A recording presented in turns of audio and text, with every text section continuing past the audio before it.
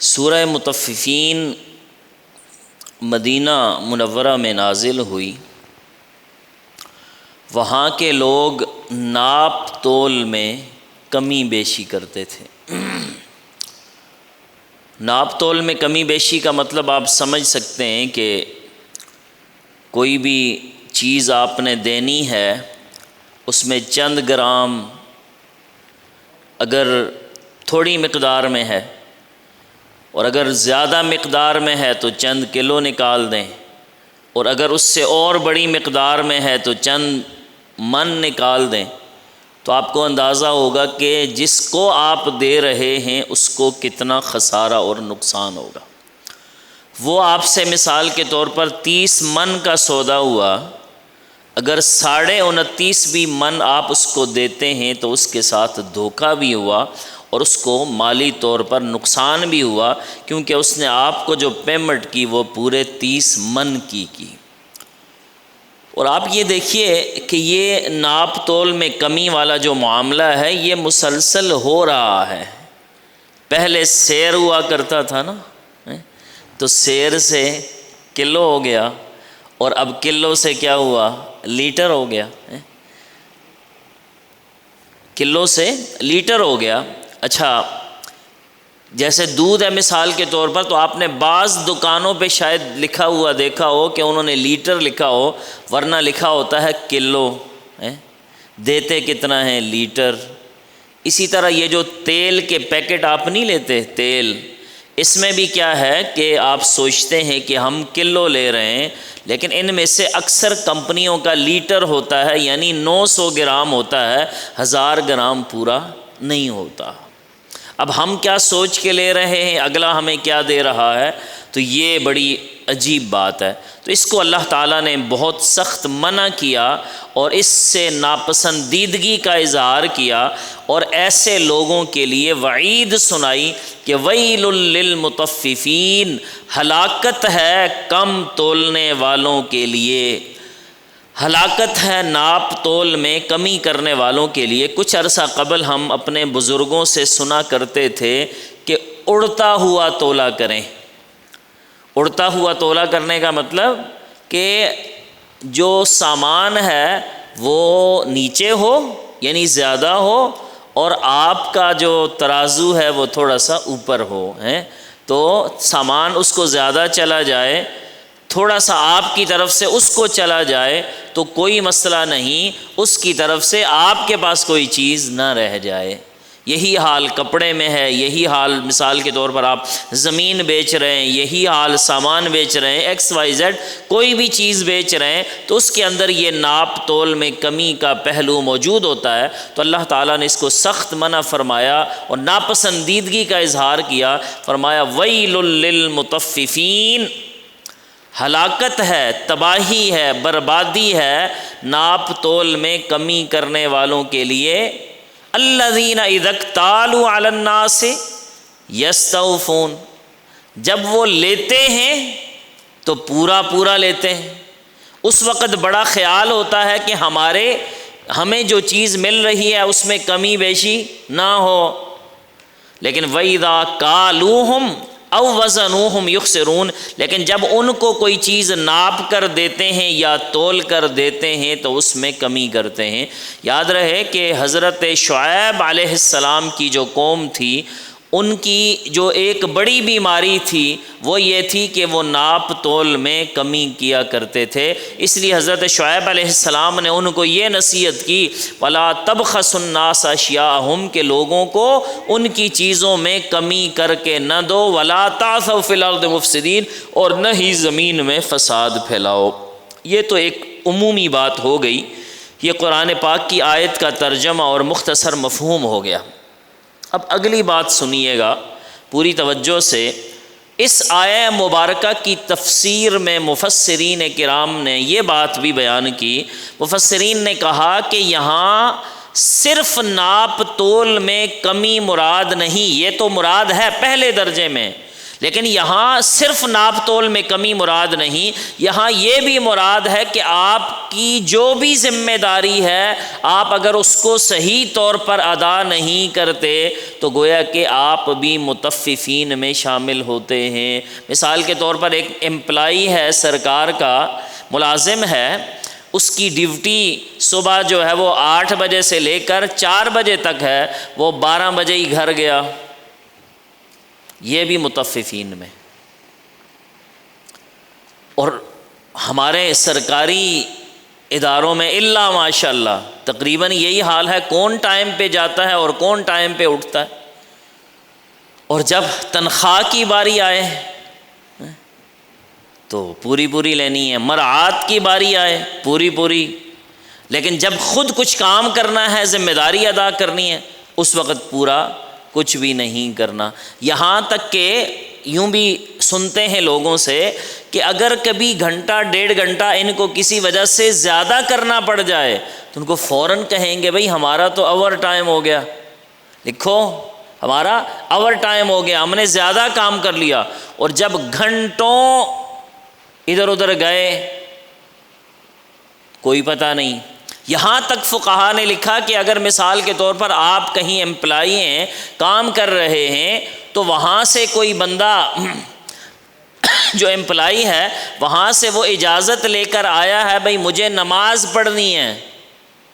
تو نماز کا مطلب یہ ہے کہ جو عرف میں نماز ہوتی ہے، مثال کے طور پر ظہر کی 4 سنتیں، 4 فرض، 2 سنتیں اور 2 نفل، اتنی ہی نماز پڑھیں اور واپس پلٹ کر جو ہے نا وہ دفتر چلے جائیں۔ ہاں یہ الگ بات ہے کہ اگر پورا وقفہ ہوتا ہے 1 گھنٹے کا، پھر بے شک آپ 100 نفل پڑھیں، کوئی مسئلہ نہیں ہے، لیکن جو اگر لمیٹڈ ٹائم، اگر صرف نماز کا ٹائم آپ کو ملا ہے دفتر کی طرف سے، تو پھر آپ بس اتنی ہی نماز پڑھیں کہ جو عرفاً عمومی طور پر پڑھی جاتی ہے اور اسی کی آپ کو اجازت دی گئی ہے۔ اس کا تیسرا مفہوم یہ ہے کہ وہ آدمی بھی مطففین میں سے ہے کہ جو اپنی ذمہ داری صحیح طرح ادا نہیں کر رہا۔ کوئی آفیسر ہے، اس کے ذمہ ہے علاقے کا امن و امان دیکھنا، اس کو دیکھ نہیں رہا، اس کی ذمہ داری ہے کہ چوری چکاری پر کنٹرول کرے۔ ایس ایچ او ہے، ڈی پی او ہے، X Y Z D C ہے، اس کا کام کیا ہے کہ کوئی چیز مہنگی نہ بکے، کوئی چیز مہنگی نہ بکے، پرائز کنٹرول کی جائیں، قیمتیں کنٹرول میں ہوں، لوگوں کو جو ہے نا وہ ریلیف ملے، ساری چیزیں۔ ظاہر ہے تنخواہ انہی چیزوں کی لے رہے ہوتے ہیں، تو وہ بھی اگر اپنی ذمہ داریاں پوری کوئی نہیں کرے گا، اسی طرح جج ہے، پھر اوپر چلتے جائیں، تو اگر کوئی اپنی ذمہ داریاں پوری نہیں کرے گا تو اس کا شمار بھی مطففین میں ہے، اور ان مطففین کے لیے اللہ تعالیٰ نے جو ہے وہ ہلاکت کا ذکر فرمایا ہے۔ اس کے بعد انسان جب دنیا سے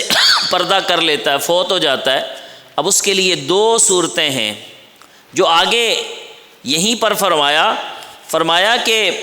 الا یظن اولئک انہم مبعوثون، کیا اس کو یہ گمان نہیں، ان لوگوں کو یہ جو ناپ تول میں کمی کرتے ہیں، ذمہ داریاں اپنی صحیح طرح ادا نہیں کرتے، کیا ان لوگوں کو یہ گمان نہیں، یہ یقین نہیں کہ انہم مبعوثون، کہ وہ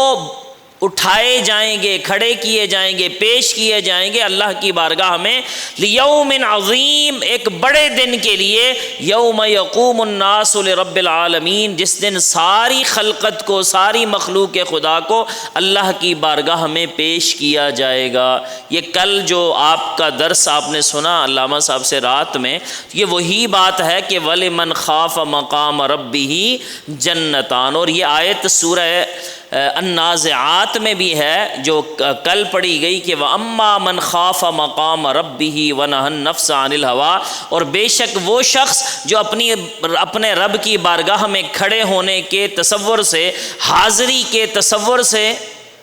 ڈرا، وَنَهَى النَّفْسَ عَنِ الْهَوَىٰ، اور اپنے نفس کو خواہشات سے روکے رکھا، فَإِنَّ الْجَنَّةَ هِيَ الْمَأْوَىٰ، تو فرمایا کہ پھر اس کا ٹھکانہ تو جنت ہی ہوگا۔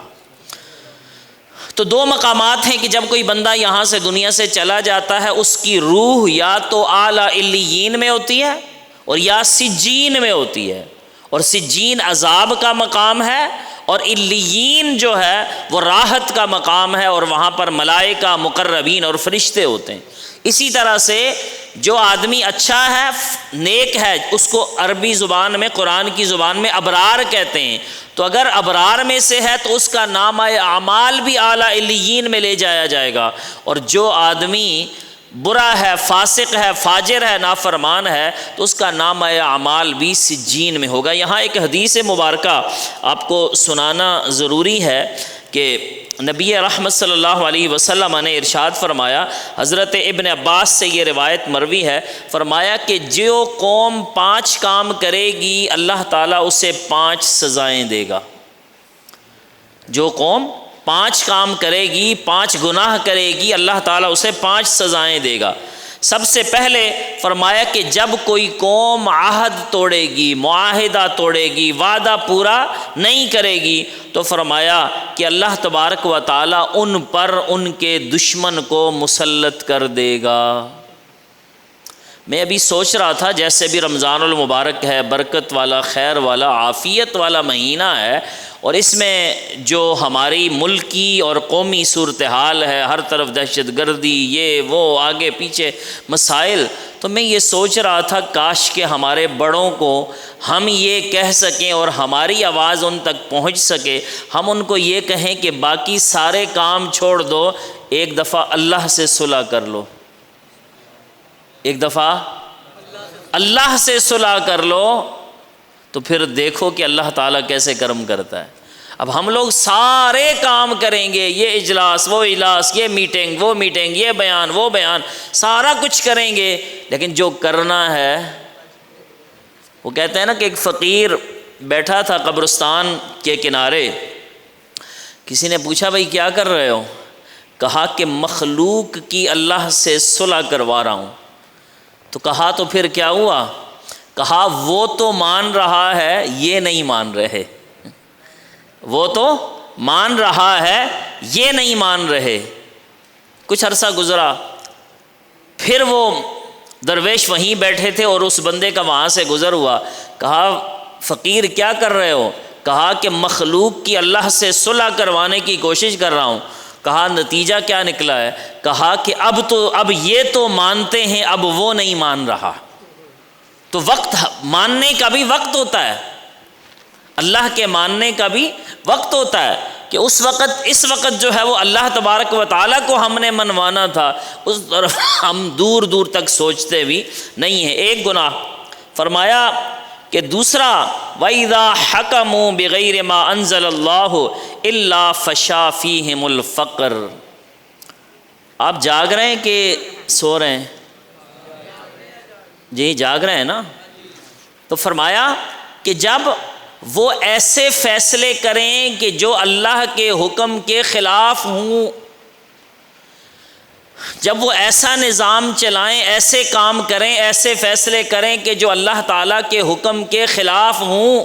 تو فرمایا کہ الا فشا فیہم الفقر، تو ان میں غربت اور فقر اور فاقہ عام ہو جائے گا۔ آپ کہیں گے کہ ماشاءاللہ بڑوں کے تو اثاثے ہر آنے والے دن کے ساتھ بڑھ رہے ہیں، اس کا جواب یہ ہے کہ کیا ان کا پیٹ بھر گیا ہے؟ جی وہ اپنی تنخواہیں بڑھا رہے ہیں نا، آپ کے میرے لیے تو کچھ بھی نہیں بڑھا رہے ہیں۔ اسکیل 1 سے 16ویں تک والوں کے لیے تو ان کے پاس پیسے نہیں ہیں، 6000 بندے انہوں نے وہ جو کوئی کارپوریشن تھی، یوٹیلیٹی کارپوریشن، اس سے نکال دیے۔ اس کا فائدہ تھا یا نقصان یہ الگ میٹر ہے، لیکن یہ ہے کہ وہ تو نکال دیے کیونکہ پیسے نہیں ہیں، اور ادھر جناب 200% تنخواہیں بڑھانے کے لیے اپنے لیے پیسے ہیں۔ تو جب پیٹ نہ بھرے تو اصل غنی وہ ہوتا ہے جس کا دل غنی ہو۔ نبی پاک صلی اللہ علیہ وسلم نے فرمایا نا کہ لیس الغنا عن کثرت العرض ولکن الغنا غنی النفس، کہ غنی بندہ زیادہ مال سے نہیں ہوتا، غنی وہ بندہ ہوتا ہے جس کا دل غنی ہوتا ہے۔ تیسری بات فرمائی، اور پھر یہ بھی آپ دیکھیں، یہ بھی دیکھیں کہ ہم جب سے یہ ہمارے بڑے بزرگ یا ہم یا آپ لوگ ہمارے جو بچوں کی عمر میں ہیں، جب سے ہم نے آنکھ کھولی ایک ہی نعرہ سنتے ہیں کہ معیشت ٹھیک نہیں ہو رہی ہے، معیشت ٹھیک کریں گے۔ ہر دوسرا آتا ہے کہتا ہے ہم معیشت ٹھیک کریں گے، ہر تیسرا آتا ہے وہ کہتا ہے ہم معیشت ٹھیک کریں گے، لیکن وہ معیشت ٹھیک ہو کر نہیں دے رہی۔ اور دے گی بھی 75 نہیں 75 100 سال بھی اس طرح لگے رہیں تو معیشت ٹھیک ہونے والی نہیں ہے۔ کیوں؟ کہ اللہ تبارک و تعالیٰ کے حکم کو جب پس پش ڈالا جائے گا، اور پھر آپ یہ بھی مت سوچئے گا کہ یار وہ تو حکومت کر رہے ہیں، موجیں کر رہے ہیں، یہ کر رہے ہیں، وہ کر رہے ہیں، لوگوں کے دلوں میں عزت بھی تو ہونی چاہیے۔ حکومت سروں پر نہیں ہوتی، حکومت سروں پر نہیں ہوتی، حکومت تو وہ ہوتی ہے جو دلوں پر ہوتی ہے۔ وہ کہتے ہیں کہ ایک دفعہ ہارون الرشید اپنے قافلے کے ساتھ جا رہا تھا، ساتھ میں ملکہ زبیدہ بھی تھی، تو وہاں کسی سرحد پر نا بڑے لوگوں کا ہجوم اکٹھا تھا۔ پتہ کرایا بھائی کیا ہوا، تو پتہ چلا عبداللہ بن مبارک آ رہے ہیں۔ عبداللہ بن مبارک یہ بڑے محدث بھی ہیں، صوفی بھی ہیں اور فقیہ بھی ہیں، تینوں چیزوں میں ان کا بڑا اونچا مقام ہے۔ اور بتایا گیا کہ لوگ عبداللہ بن مبارک سے ملنے کے لیے، استقبال کے لیے جوک در جوک جو ہے نا وہ آئے ہوئے ہیں۔ تو زبیدہ نے ہارون الرشید کو کہا ہارون دیکھ، اصل حکومت تو وہ رہی، اصل حکومت تو وہ ہے، یہ تو تنخواہ دار ہیں تیرے، کل تو ان کی تنخواہ بند کر دے، انہوں تجھے چھوڑ کے چلے جانا ہے، وہ تو ان کو کچھ نہیں دے رہا، لیکن آپ دیکھو کہ اس کی محبت میں کیسے جوک در جوک لوگ کھڑے ہیں۔ اور میں ویسے آج کی دنیا میں بھی کہتا ہوں کہ کچھ لوگ جو دین کے ساتھ جڑے ہیں، اللہ نے جن کو ایک مقام دیا ہے، ایک ہی علاقے میں 2 جگہ آپ نشست کروا لیں، ایک جگہ کسی بڑے سے بڑے عہدیدار کو لے آئیں اور ایک جگہ جو ہے نا وہ آپ ان کو لے آئیں، تو پتہ لگ جائے گا کہ لوگ کس سے زیادہ محبت کرتے ہیں، پتہ لگ جائے گا کہ دلوں پر حکمرانی کون کر رہا ہے۔ تو آپ یہ نہ سوچئے گا کہ یار یہ تو ہے، یہ کچھ بھی چیز نہیں ہے۔ نبی علیہ الصلوۃ والسلام نے فرمایا کہ جب اللہ تبارک و تعالیٰ کا حکم نہیں مانا جائے گا تو اس وقت پھر کیا ہوگا؟ فقر عام ہو جائے گا۔ تیسری صورت فرمایا کہ جب فحاشی عام ہو جائے، شرم نہ رہے، حیا نہ رہے، پردہ نہ رہے، چادر اور 4 دیواری کا تقدس نہ رہے،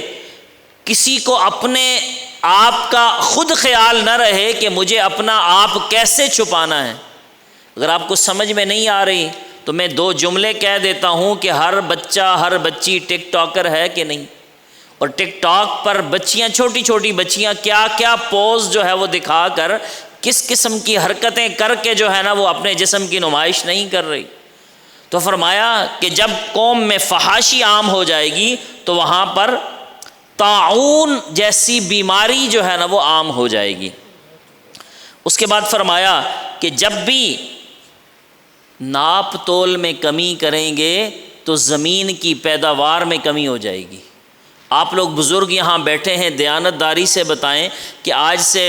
اگرچہ آج اتنی ٹیکنالوجی بھی آ گئی، سارا کچھ ہو گیا، آپ کی زمین میں جو پہلے والی برکت تھی ویسے ہی ہے؟ ہمارے ہاں چونکہ پہاڑی علاقہ ہے نا تو وہاں زیادہ زمینیں نہیں ہوتی، تھوڑی تھوڑی زمینیں لوگوں کے پاس ہیں، لیکن وہ تھوڑی زمین میں بھی اتنا غلہ نکلتا تھا، سال کے لیے کافی ہوتا تھا، ابھی اتنا بھی نہیں نکلتا کہ 1 مہینے کے لیے ہی کافی ہو جائے۔ تو فرمایا کہ جب کوئی قوم ناپ تول میں کمی کرے گی تو ان کے لیے جو زمین کی جو پیداوار ہے اس کے اندر کمی ہو جائے گی۔ اور پانچویں چیز فرمائے کہ جب کوئی قوم زکوٰۃ دینے میں سستی اور کوتاہی کرے گی، فرمایا کہ اللہ تبارک و تعالیٰ ان سے بارش روک لے گا۔ اس سال سردیوں میں نہ برف ہوئی نہ بارش ہے، اب آگے گرمی کیسے ہوگی، کیا ہوگا، یہ تو ہاں اس کا فضل ہو جائے تو سبحان اللہ، تو وہ تو کسی موسم اس کا محتاج ہے، وہ تو کسی موسم کا محتاج نہیں ہے، کسی کی اس کو قبول ہو جائے تو الگ بات ہے، لیکن ظاہری حالات جو اب تک گزر گئے، برف نہیں پڑتی تو پھر دریاؤں میں پانی کی کمی ہے، اور اس وقت بھی آپ کے جو ڈیم ہیں ان میں پانی کی شدید کمی ہے۔ ہمارے ہاں بڑے بڑے لوگ ہیں جن کی زکوٰۃ کروڑوں میں بنتی ہے، وہ چند لاکھ، چند ہزار، 10-20 ہزار ایک مدرسے کو دے دو، 25 ہزار ایک مدرسے کو دے دو، 30 ہزار ایک کو دے دو، لاکھ روپے دے دیے، اور بھائی لاکھ دیا ہے، تمہاری زکوٰۃ تو 12 لاکھ بنتی تھی، وہ 11 لاکھ کون دے گا؟ اس کے ساتھ ساتھ یہ بھی یاد رکھیں کہ نبی علیہ السلام نے یہ بھی فرمایا کہ جب کوئی شخص زکوٰۃ کا مال اپنے دوسرے مال کے ساتھ ملا دے گا، اس کے اندر رکھے گا، فرمایا کہ وہ جو زکوٰۃ والا مال ہے وہ دوسرے مال کو بھی ہلاک کر دے گا۔ اس کے بعد سورہ انشقاق میں فرمایا قیامت کے دن کا ایک منظر نامہ کہ فَأَمَّا مَنْ أُوتِيَ كِتَابَهُ بِيَمِينِهِ، قیامت کے دن دو طرح کے لوگ ہوں گے، کچھ کو نامہ اعمال دائیں ہاتھ میں ملے گا اور کچھ کو بائیں ہاتھ میں ملے گا۔ اس مضمون کو پیچھے سورہ الحاقہ میں بھی اللہ تعالیٰ نے بیان فرمایا کہ فَأَمَّا مَنْ أُوتِيَ كِتَابَهُ بِيَمِينِهِ، کہ جس کو نامہ اعمال دائیں ہاتھ میں ملے گا نا، گویا کہ یہ اعلان ہوگا کہ تم پاس ہو گئے ہو۔ پھر وہ کیا کرے گا؟ وہ کہے گا ہاؤ مقرؤ کتابیہ، آؤ بھائی یہ دیکھو میرا نامہ اعمال پڑھ لو۔ اور وَأَمَّا مَنْ أُوتِيَ كِتَابَهُ بِشِمَالِهِ، اور خدا نہ خواستہ کہ جسے اس کا نامہ اعمال بائیں ہاتھ میں ملے گا، فَيَقُولُ يَا لَيْتَنِي لَمْ أُوتَ كِتَابِيَهْ، وہ کہے گا کاش کہ مجھے تو میرا نامہ اعمال ملتا ہی نہ۔ ویسے بھی ہوتا ہے نا آج کل بھی کہ جو اچھے نمبر لے لے وہ فوراً فیس بک پہ لگائے گا، اسٹیٹس پہ لگائے گا بھائی میں نے اتنے نمبر لے لیے، تاکہ سب کو پتہ چل جائے۔ اور جو سال بھر ویلا رہا ہو، پڑھا نہ ہو، نکما نکھٹو رہا ہو، چھٹیوں پر ہی رہا ہو، اس نے نہ اسٹیٹس لگانا ہے، نہ فیس بک پہ لگانے کا، اور نہ کسی کو منہ دکھانے کا، اور نہ ماں باپ کو منہ دکھانے کا کہ یار ہم نے اتنی فیسیں تیرے لیے خرچ کی اور تیرا کیا بنا۔ تو قیامت کے دن کا بھی منظر یہی ہوگا۔ اور فرمایا یہاں پر سورہ انشقاق میں فرمایا کہ جب اسے نامہ اعمال اس کے پشت کے، اس کے ہاتھ باندھے جائیں گے پیچھے، اور اس کو جو ہے نا وہ پھر نامہ اعمال دیا جائے گا، اب وہ چیخے گا، چلائے گا، فَسَوْفَ يَدْعُو ثُبُورًا، وہ کہے گا ہائے میں مر جاؤں، ختم ہو جاؤں، تاکہ یہ نوبت ہی نہ آئے کہ میں اتنی مشکل میں آ گیا۔ دوستو آخرت کی مشکلات اتنی ہیں کہ دنیا کی ساری مشکلات بھی آخرت کی ایک مشکل نہیں بن سکتی۔ آپ دنیا کی مشکلات کو آسانی میں بدلنے کے لیے صبح سے لے کر رات تک محنت کرتے ہیں، کیا کیا کرتے ہیں؟ کبھی یہ بھی سوچیں کہ آخرت کی جو مشکلات ہوں گی ان کے ازالے کے لیے ہم کیا کر رہے ہیں، ان سے بچنے کے لیے ہم کیا تیاری کر رہے ہیں۔ وہ کہے گا فَسَوْفَ يَدْعُو ثُبُورًا وَيَصْلَىٰ سَعِيرًا إِنَّهُ كَانَ فِي أَهْلِهِ مَسْرُورًا، کہ وہ جب دنیا میں ہوتا تھا نا بڑا ترم خان ہوتا تھا، بڑا خوش و خرم ہوتا تھا، بڑا وہ لیڈر بنا ہوتا تھا، بڑا وہ لوگوں کے سامنے کہ میں کوئی بڑی شے ہوں۔ فرمایا کہ انه کان فی اہلہ مسرورا، دنیا میں تو بڑا وہ خوش و خرم ہوتا تھا، لیکن آج کیا ہوگا کہ فسوف یدعو ثبورا۔ تو اللہ تعالیٰ ہمیں اس کیٹیگری میں کرے کہ یہاں یہ بھی فرمایا کہ فاما من اوتی کتابہ بیمینہ، کہ جس کو نامہ اعمال دائیں ہاتھ میں ملے گا، فسوف یحاسب حسابا یسیرا، اس کا حساب تو اللہ تعالیٰ بہت آسانی کر دے گا۔ اور بلکہ ہم تو حساب دینے کے لائق بھی نہیں ہیں، تو ہم نے یہ کوشش، یہ دعا کرنی ہے جو کل عصر کا درس تھا، پتہ نہیں آپ سارے یاد رکھ رہے ہیں یا نہیں رکھ رہے، میں تو یاد رکھ رہا ہوں کہ کب کون سا درس ہوا ہے۔ تو کل عصر کا جو توکل والا درس تھا وہ بڑا قیمتی تھا، کہ توکل علی اللہ ایک ایسی چیز ہے کہ اس کی برکت سے بہت سارے لوگ ایسے ہوں گے کہ جو بلا حساب و کتاب جنت میں چلے جائیں گے۔ 70,000 اور 70,000 میں سے ہر ایک کے ساتھ 70,000 ہوں گے، تو یہ آپ کو سن کر ایمان تازہ ہوگا کہ اس امت کے 49 کروڑ لوگوں کو اللہ تبارک و تعالی بلا حساب و کتاب جنت میں داخل فرمائے گا۔ 49 کروڑ۔ آخر میں آج سورہ ضحیٰ تلاوت ہوئی، جو ہم تلاوت میں عموماً سنتے رہتے ہیں، وَالضُّحَىٰ وَاللَّيْلِ إِذَا سَجَىٰ مَا وَدَّعَكَ رَبُّكَ وَمَا قَلَىٰ وَلَلْآخِرَةُ خَيْرٌ لَكَ مِنَ الْأُولَىٰ، اے حبیب آپ کی ہر آنے والی گھڑی پہلی گھڑی سے بہتر ہے۔ وَلَسَوْفَ يُعْطِيكَ رَبُّكَ فَتَرْضَىٰ، ان قریب آپ کا رب آپ کو اتنا دے گا، اتنا دے گا، اتنا دے گا کہ آپ راضی ہو جائیں گے۔ یہاں بڑا ایمان افروز نکتہ ہے کہ جب یہ آیت نازل ہوئی نا، حضرت جبریل علیہ السلام یہ آیت لے کر نازل ہوا۔ اچھا یہ بھی یاد رکھیں کہ جو سورہ ضحیٰ ہے نا، یہ شروع کی وحی، شروع میں جب وحی اتری نا، اقرأ بسم ربک الذی خلق، تو کچھ دن کے لیے وحی پھر نہ آئی، تو پھر اس وحی نہ آنے کے بعد جب وحی آئی تو سورہ ضحیٰ اتری، تو فرمایا کہ وَلَسَوْفَ يُعْطِيكَ رَبُّكَ فَتَرْضَىٰ، کہ آپ کا رب آپ کو اتنا دے گا کہ آپ راضی ہو جائیں گے۔ تو جب یہ آیت اتری نا تو میرے آقا کریم صلی اللہ علیہ وسلم نے فرمایا کہ اِذَا لَا أَرْضَىٰ وَوَاحِدٌ مِّنْ أُمَّتِي فِي النَّارِ، جب تک میرا ایک امتی بھی دوزخ میں ہوگا میں اس وقت تک راضی نہیں ہوں گا۔ امت کو نبی سے کتنا پیار ہونا چاہیے؟ اس سے زیادہ تو نہیں ہو سکتا کہ جو نبی کو امت سے پیار ہے، لیکن کچھ تو پیار اور وفا اور حیا ہونا چاہیے کہ نہیں؟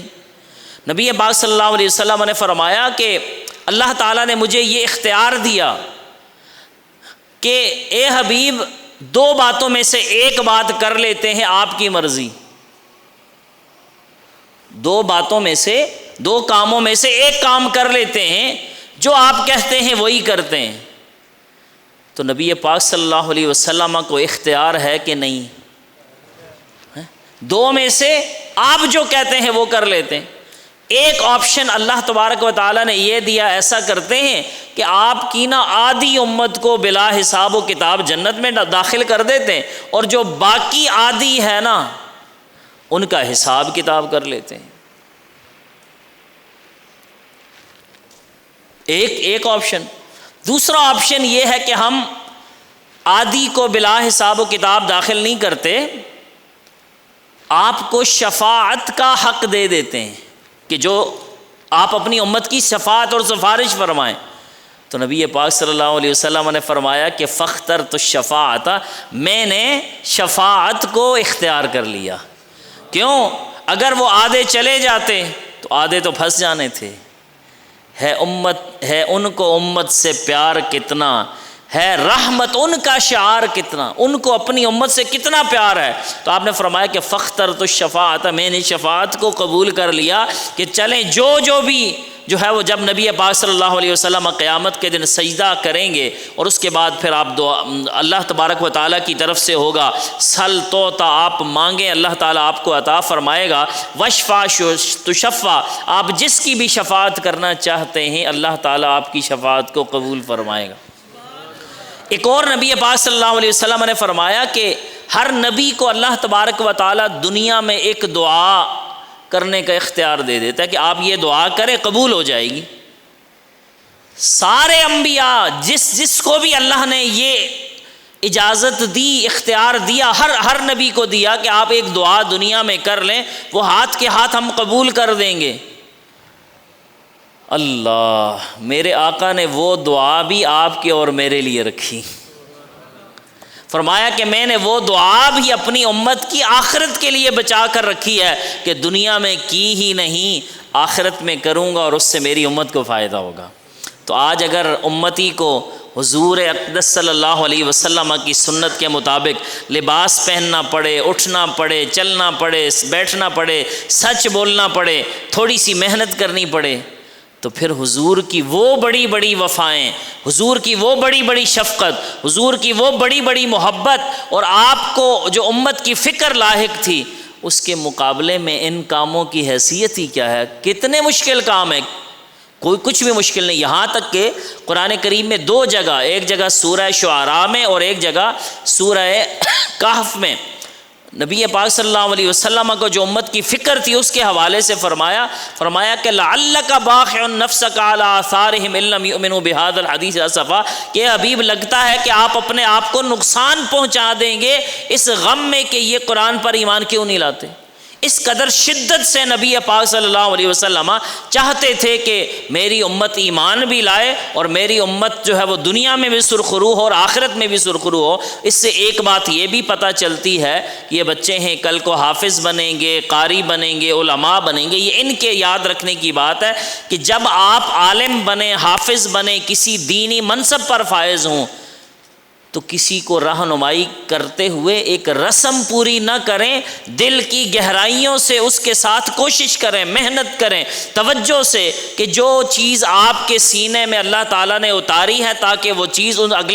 آگے ہزارہا سینوں کے اندر منتقل ہو، اور نبی پاک صلی اللہ علیہ وسلم کی رحمت سے حضور اقدس صلی اللہ علیہ وسلم کی امت کو آپ جو ہے وہ دین کے راستے پر لائیں۔ حضرت علی المرتضیٰ کرم اللہ وجہ الکریم کو ایک مرتبہ نبی پاک صلی اللہ علیہ وسلم نے فرمایا کہ اے علی، اگر تیری وجہ سے ایک بندہ بھی ہدایت پر آ گیا یہ تیرے لیے دنیا و ما فیہا سے بہتر ہے۔ تھوڑی اونچی کہہ دیں، اگر ایک بندہ بھی ہدایت پر آ گیا،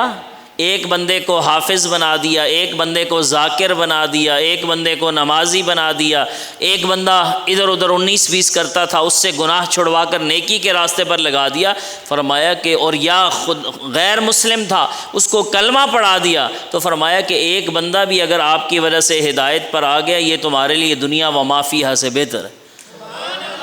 تو اس لحاظ سے ہمیں یہ کوشش بھی کرنی ہے کہ جتنی ہدایت، جتنی دین کی سمجھ بوجھ ہمیں ملی ہو ہم اس کو آگے ٹرانسفر کریں۔ اقبال نے کہا کہ رب نے کی ہیں دوہری دوہری خدمتیں تیرے سپرد، خود تڑپنا ہی نہیں اوروں کو تڑپانا بھی ہے۔ اللہ تبارک و تعالی جو کچھ بیان کیا سنا عمل کرنے کی توفیق عطا فرمائے۔